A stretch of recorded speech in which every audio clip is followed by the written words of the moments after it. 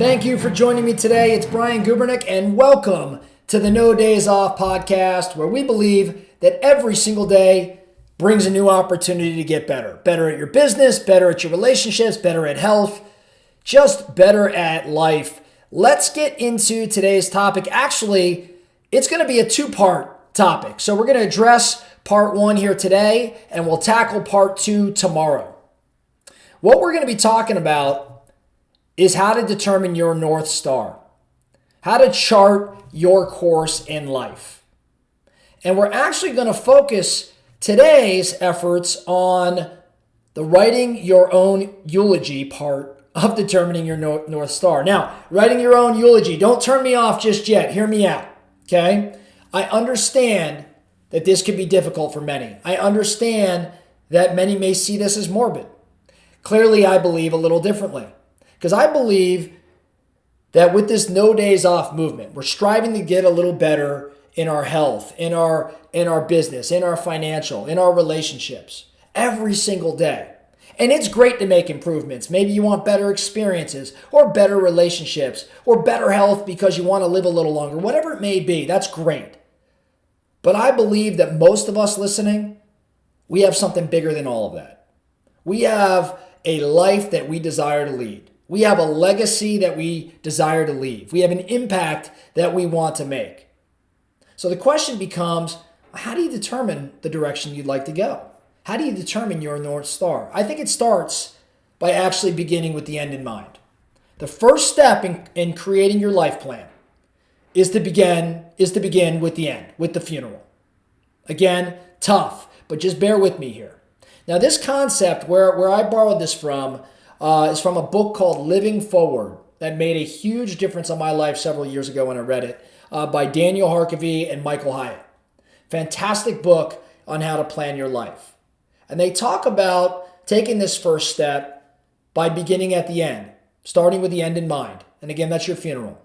So it can be uncomfortable to think about your own mortality, but reality is it's a challenge that we all must face. Right? It's something we're all going to have to endure.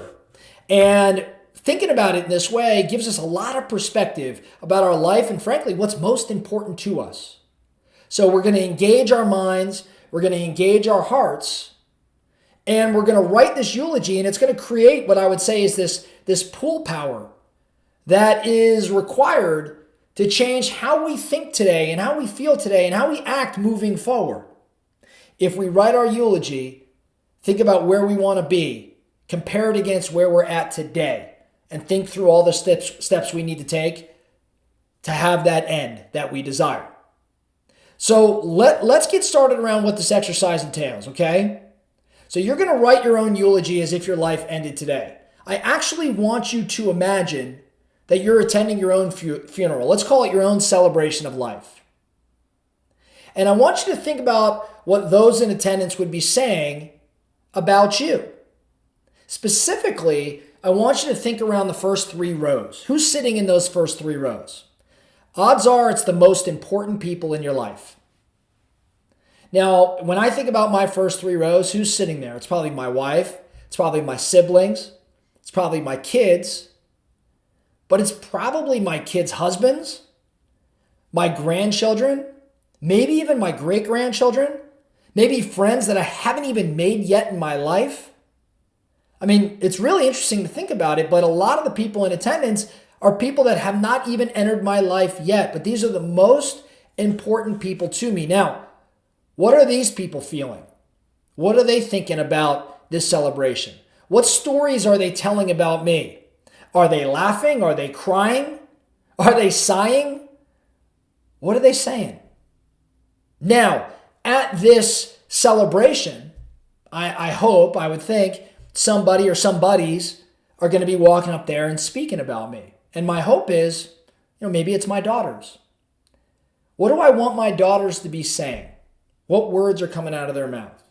See, for me, my dream is to have my daughter stand up there and say, my dad was an amazing father. He was always there for me. I could always count on him. I could talk to him about anything. He made me laugh. He was my shoulder to cry on when I had to cry.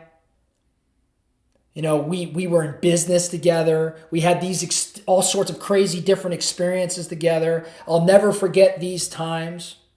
And on and on and on and on. You could see, even as I'm saying this, I could feel the hair on the back of my neck standing up. It should be that visceral an experience. If that's what I want my girls to be saying, if those are the experiences I want those individuals at my celebration actually experiencing, then what can I do starting today to make certain that I'm on that path? You follow me? So if that's my goal, what's my present day reality?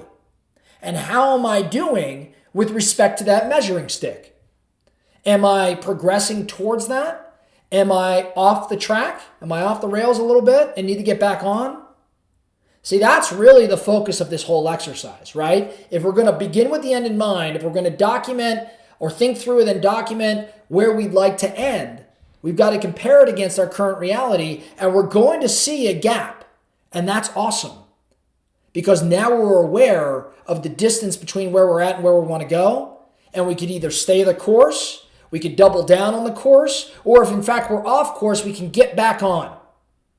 And that's the power of this exercise. So, in summary, if we want to determine our North Star, one part of doing that is going to be to begin with the end in mind, design exactly what we want that to look like, and in this particular case, it's our celebration of life, our funeral.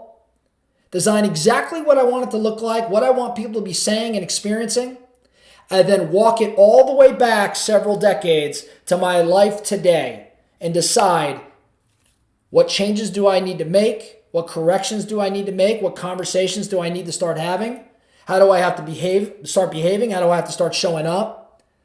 See, today is full of all sorts of focusing questions. Usually I end with one or two, but I think you all have plenty to think about today. That's all I have for you. Remember, No Days Off podcast. Thank you so much for listening. Today was part one of a two-part series around determining your North Star. I hope you got a lot out of it. Remember, every single day brings a new opportunity to get better. So let's go get after it.